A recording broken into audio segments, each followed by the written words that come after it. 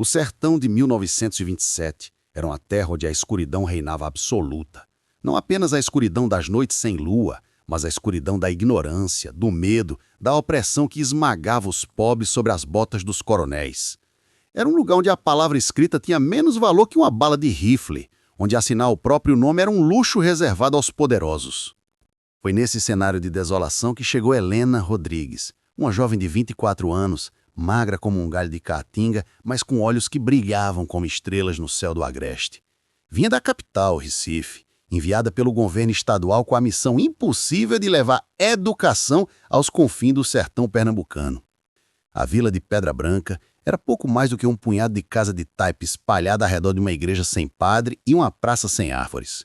O sol castigava a terra rachada com uma crueldade que parecia proposital, como se o próprio céu tivesse abandonado aquele pedaço esquecido do mundo. Helena desceu da charrete puxada por um burro cansado, carregando apenas uma mala de couro surrado e uma caixa cheia de livros velhos.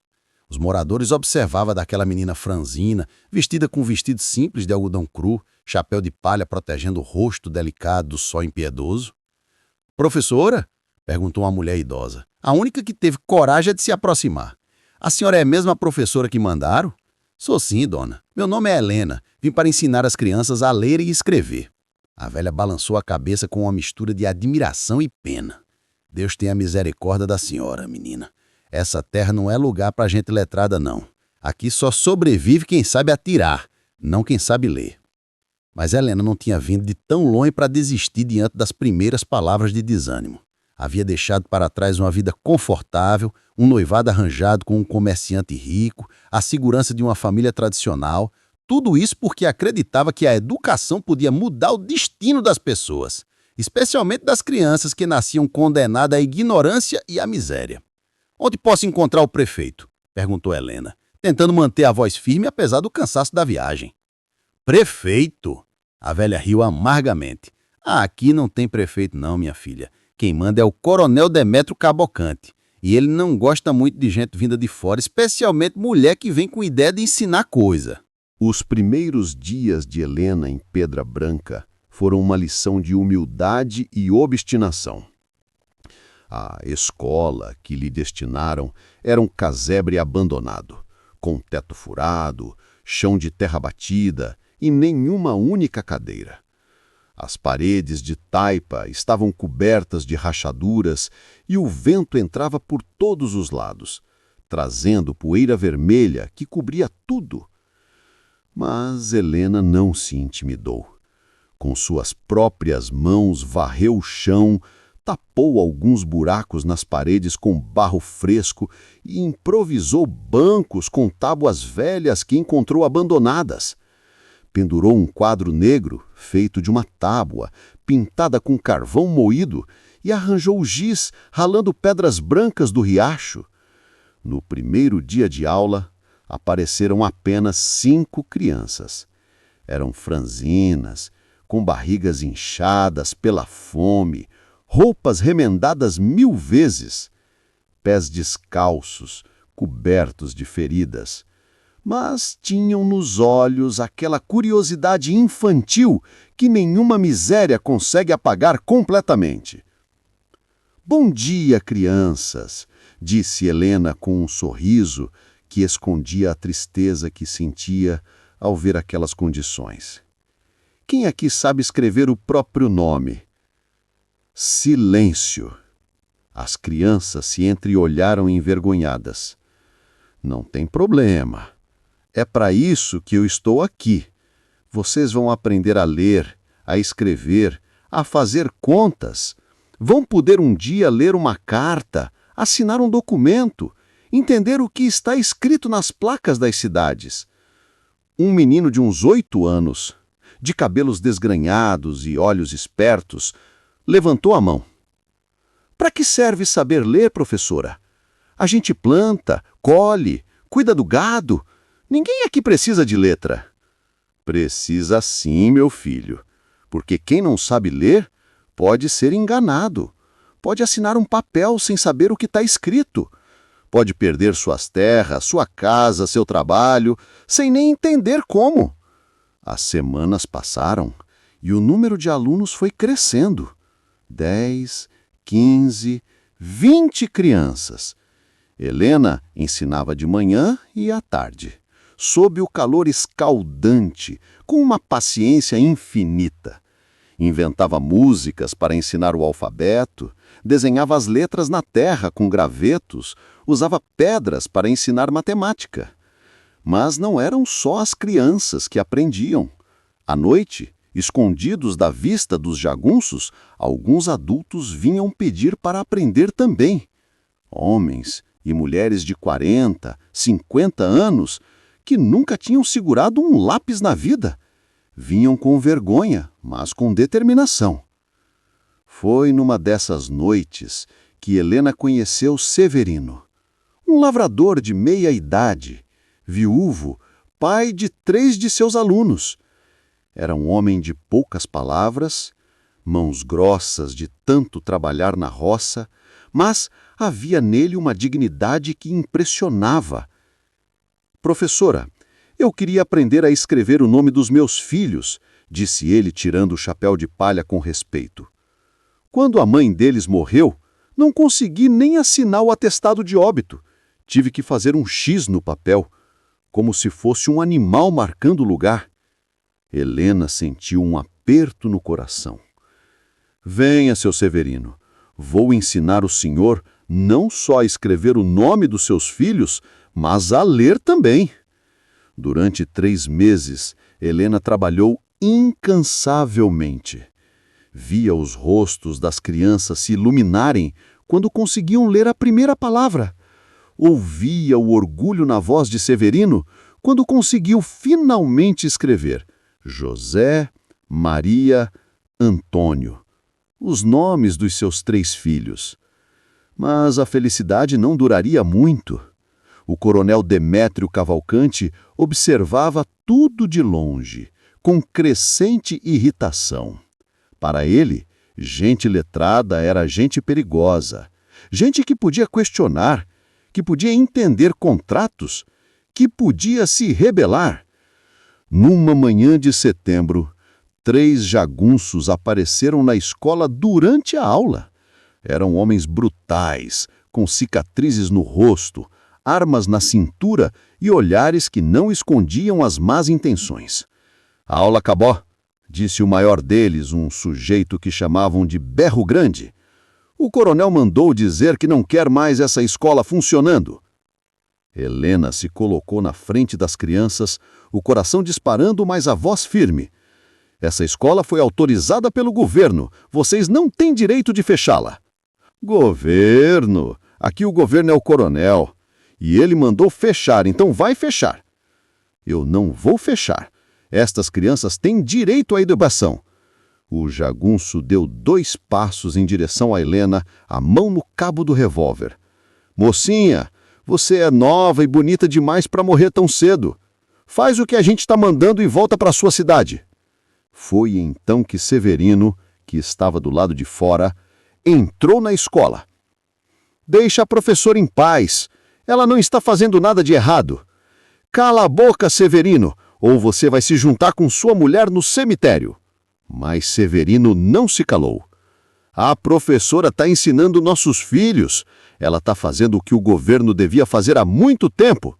Vocês não têm direito de expulsar ela. O Berro Grande perdeu a paciência, sacou o revólver e, sem aviso, atirou no peito de Severino. O som ecoou pela escola como um trovão, fazendo as crianças gritarem de terror. Severino caiu de joelhos, as mãos no peito, sangue escorrendo entre os dedos. Papai! Gritaram seus 3 filhos, correndo para abraçá-lo. Helena ficou paralisada de horror.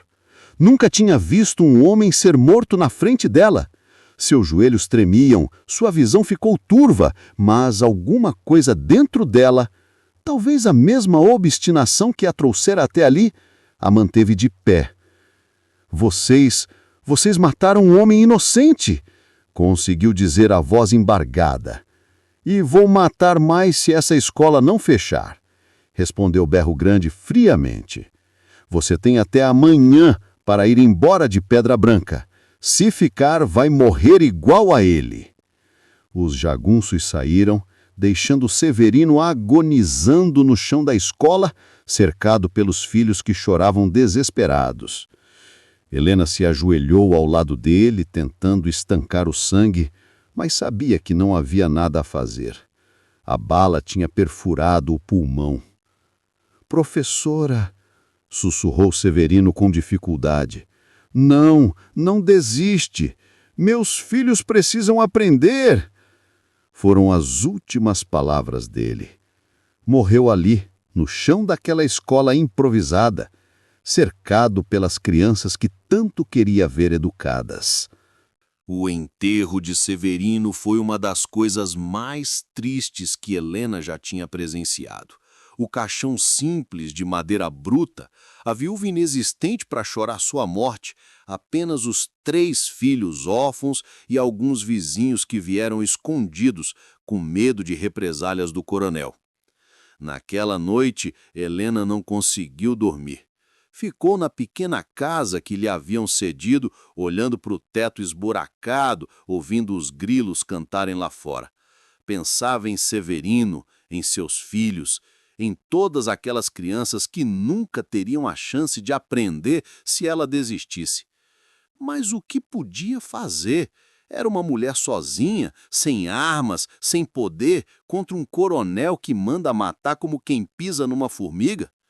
A sensatez mandava que ela fizesse as malas e voltasse para Recife, antes que acabasse numa cova rasa igual a Severino. Foi então que ouviu uma conversa na rua. 2 mulheres falavam baixo, pensando que ninguém as ouvia. "Dizem que Lampião passou por Caruaru semana passada." "Lampião? O cangaceiro?" "Sim. Dizem que ele protege os pobres contra os coronéis." "Protege? Ele mata, rouba e incendeia? Mas só mata quem merece. Nunca vi notícia de Lampião matando pobre trabalhador. Só mata jagunço e gente poderosa."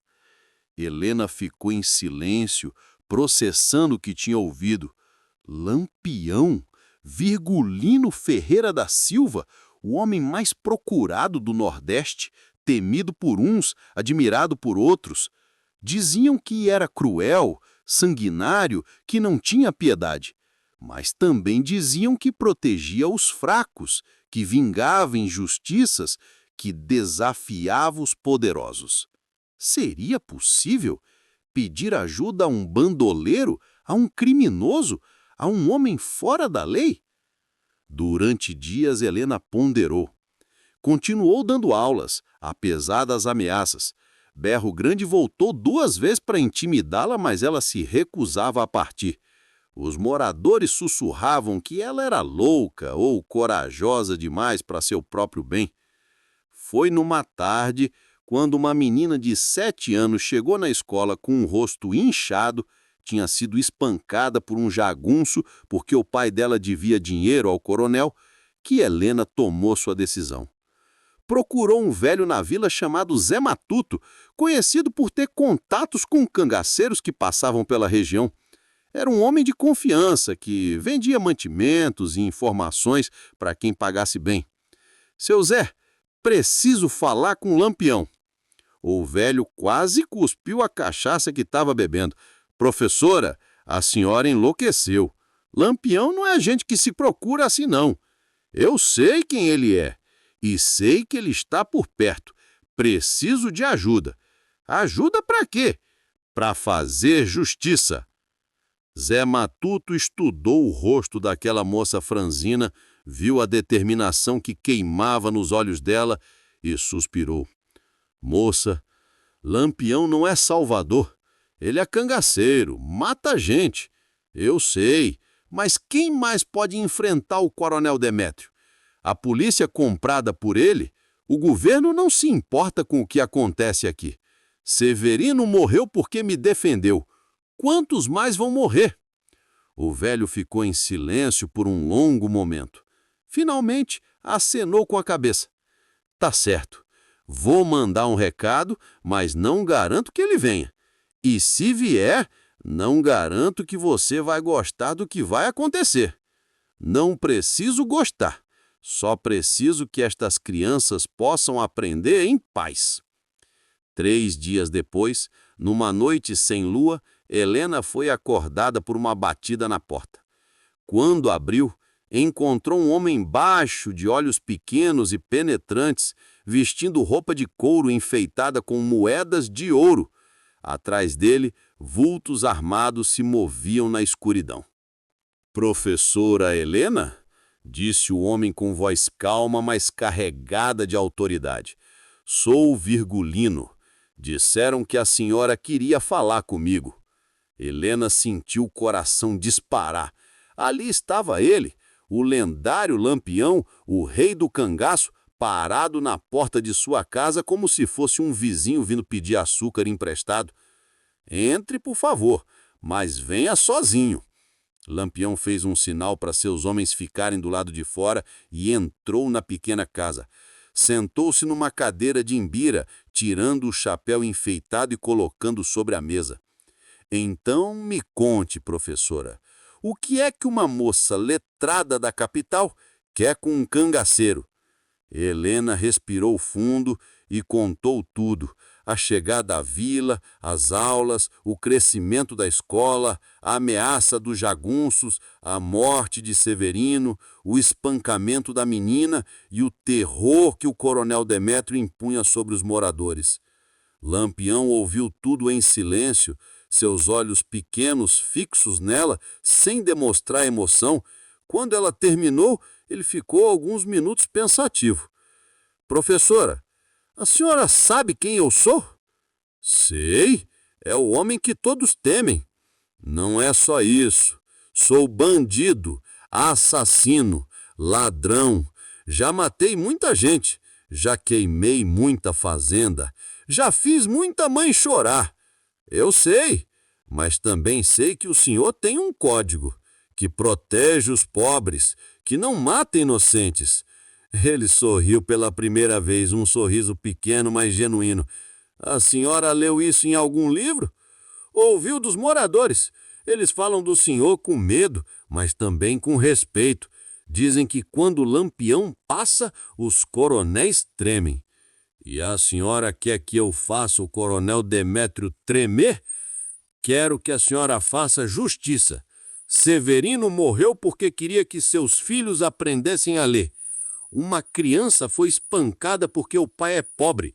Isso não pode continuar." Lampião se levantou e caminhou pela pequena casa, observando os livros espalhados, os cadernos com exercícios de caligrafia, o quadro negro improvisado. "A senhora é corajosa, professora, ou muito ingênua. Não sei ainda qual das duas. Talvez as duas coisas." Ele riu novamente. "Me diga uma coisa, por que deixou uma vida boa na capital para vir ensinar crianças pobres no meio do nada? Porque acredito que a educação pode mudar o mundo, que cada criança que aprende a ler é uma criança que pode ter um futuro melhor." "Bonitas palavras, mas palavras não param balas." "Eu sei, por isso estou pedindo ajuda ao senhor." Lampião voltou a se sentar, colocando o chapéu de volta na cabeça. "Tá certo, professora. Eu vou ajudar. Mas não porque gosto de coronel abusando de poder, não, que isso eu odeio mesmo. Vou ajudar porque a senhora me lembrou alguém." "Quem?" "Minha mãe. Ela também acreditava que educação podia mudar as coisas.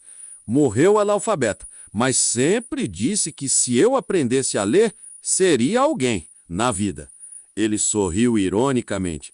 "Aprendi e virei o bandido mais procurado do Brasil." A notícia de que Lampião estava em Pedra Branca espalhou-se como fogo em capim seco.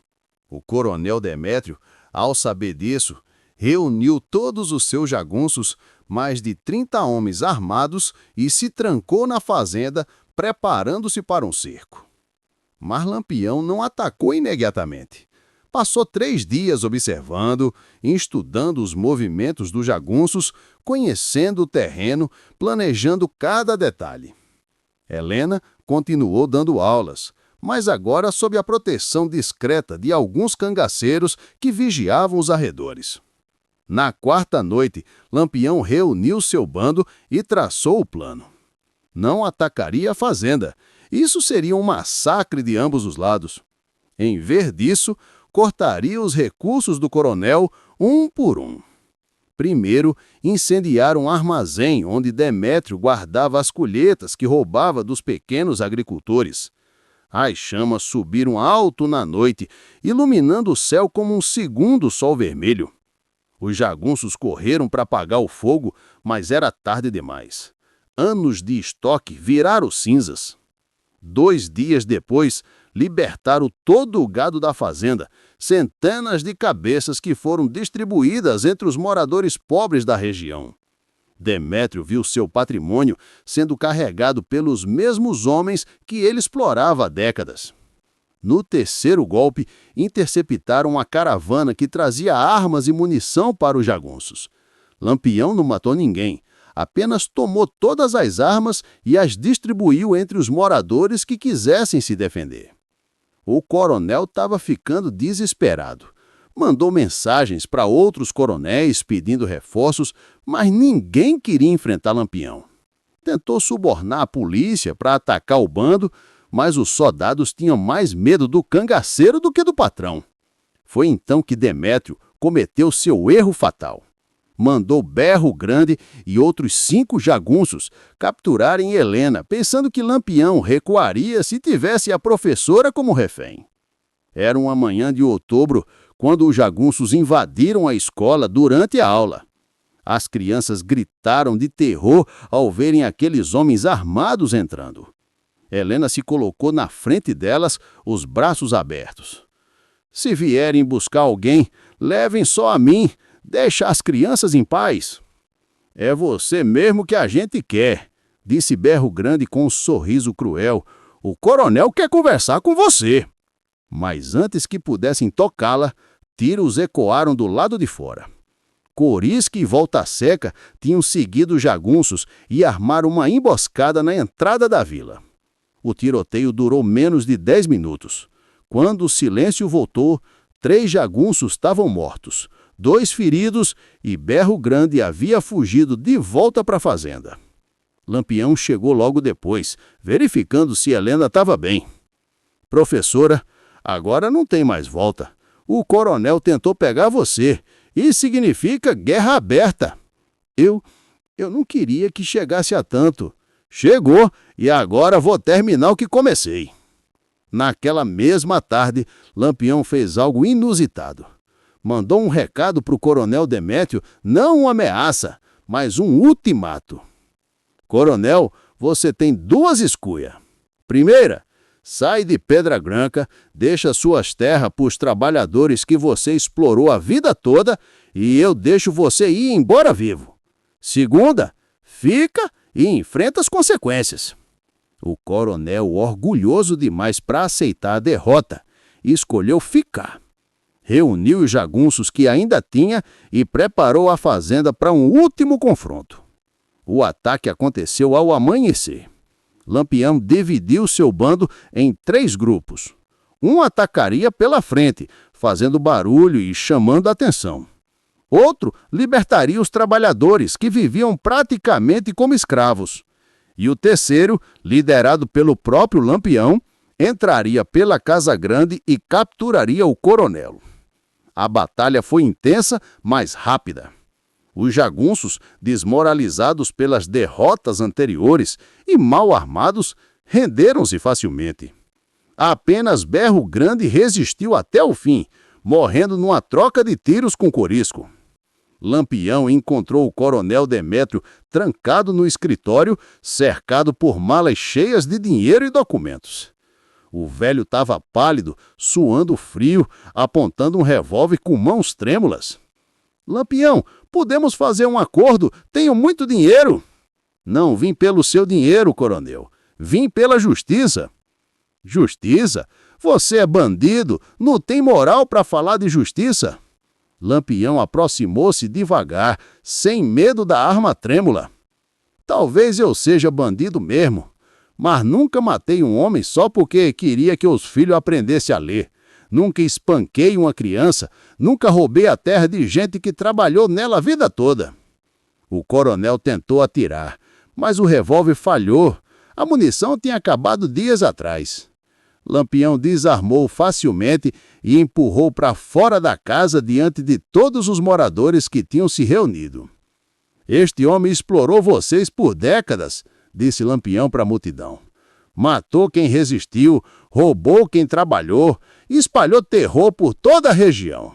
Agora vocês decidem o destino dele. Houve um silêncio tenso.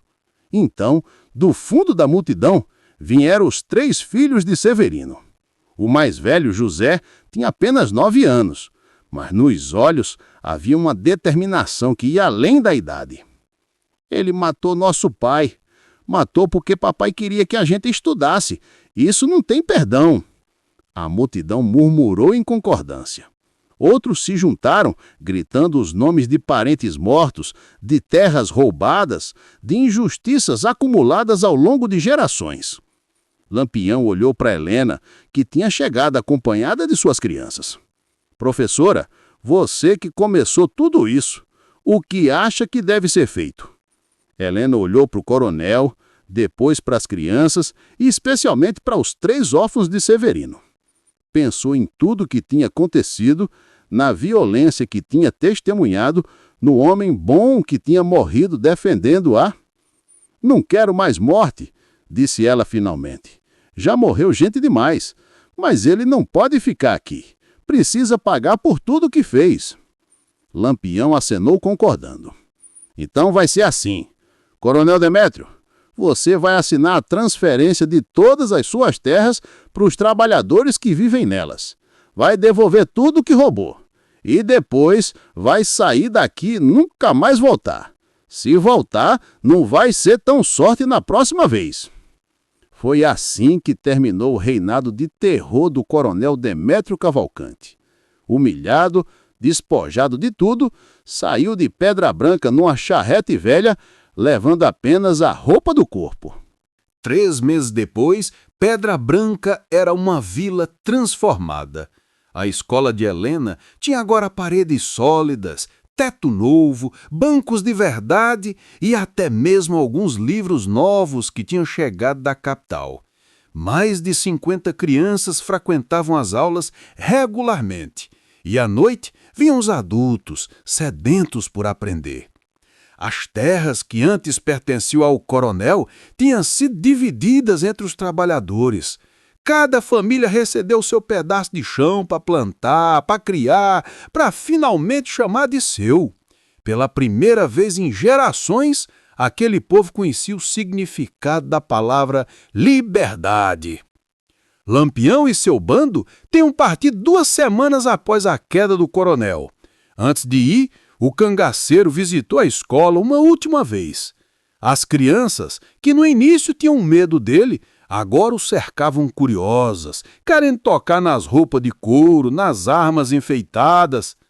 Professora, disse ele, tirando o chapéu numa despedida respeitosa, a senhora fez uma coisa que eu nunca vi. Trouxe guerra para o sertão sem disparar um tiro. Não foi guerra, capitão, foi justiça. Para mim, dá no mesmo, ele sorriu.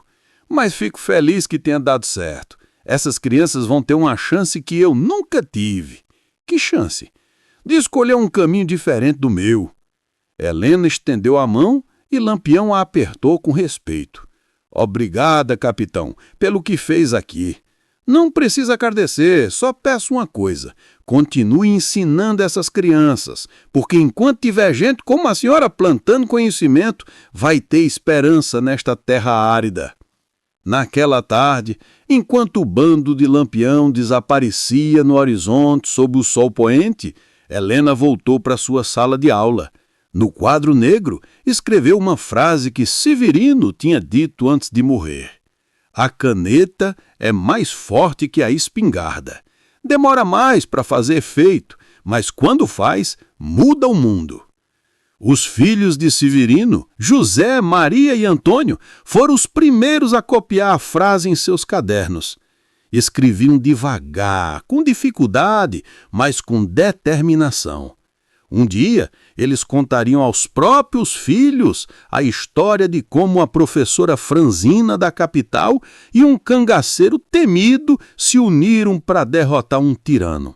E naquele sertão esquecido, entre a caatinga seca e o céu sem piedade, a história de Helena e Lampião virou lenda. Não uma lenda de violência e vingança, mas uma lenda de coragem e transformação.